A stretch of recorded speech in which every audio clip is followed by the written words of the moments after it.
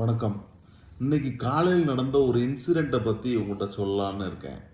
இன்னைக்கு மார்னிங் நானும் என்னோட ஃப்ரெண்டு ஒருத்தரோட டூ வீலரில் நான் பின்னாடி உட்காந்துருந்தேன். போய்கிட்டு இருந்தோம் வீட்டு பக்கத்தில்.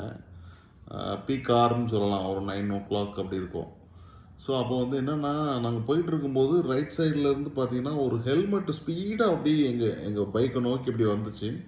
என்னோடய ஃப்ரெண்டு டக்குன்னு கட் பண்ணிவிட்டு போயிட்டார். அந்த ஹெல்மெட் எனக்கு பின்னாடி வந்த ஒரு பைக்கில் அடித்து, பைக்கில் வந்தவர் கீழே விழுந்து, அவருக்கு பின்னாடி வந்த இன்னொருத்தர் கீழே விழுந்து பயங்கரமாக அடி. ஷாக்காக இருந்தது.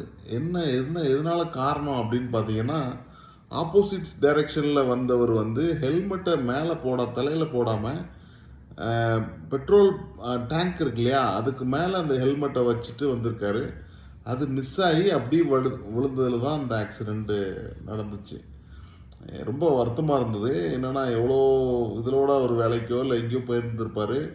விழுந்ததில் அவருக்கு ஃப்ராக்சரோ அடியோ என்னால் நின்று அதை பார்க்க கூட ஒரு தைரியம் இல்லை. ஏன்னா அந்தளவுக்கு சடனாக, ஏன்னா நாங்கள் அடிபட்டிருக்க வேண்டியது ஒரு மயிரிலையில் தப்புனோன்னு சொல்லுவோம் இல்லையா, அதேமாரி ஜஸ்ட்டு தப்புனதில் அப்படி அடிபட்டுச்சு. ஸோ இதுலேருந்து என்னென்னா, ஹெல்மெட்டுங்கிறது ரொம்ப முக்கியம். நான் அடிக்கடி சொல்லியிருக்கேன் வீடியோவில் கூட.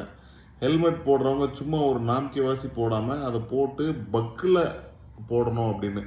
ஏன்னா போயிட்டு இருக்கும்போது இதில் ஹெல்மெட் பறந்து விழக்கூட சான்சஸ் இருக்குது. ஏதாவது ஆக்சிடெண்ட் நடந்துச்சுன்னா பக்கிள் பண்ணியிருந்தீங்கன்னா அது உங்களை சேஃப்கார்ட் பண்ணும். அதே நேரத்தில் போலீஸ்க்கு பயந்து அந்த ஹெல்மெட்டை அந்த பெட்ரோல் டேங்க்கில் வச்சுட்டு போலீஸ் வந்தால் டக்குன்னு எடுத்து மாட்டுறது, அதெல்லாம் அடுத்தவங்களோட உயிருக்கே ஆபத்தாக வருது அப்படிங்கிறது நம்ம கண் முன்னாடி இன்றைக்கி நான் பார்த்தேன். அதனால் கண்டிப்பாக இருசக்கர வாகனங்களில் போகிறவங்க இதை கவனத்தில் கொள்ளணும்னு கேட்டுக்கிறேன். நன்றி, வணக்கம்.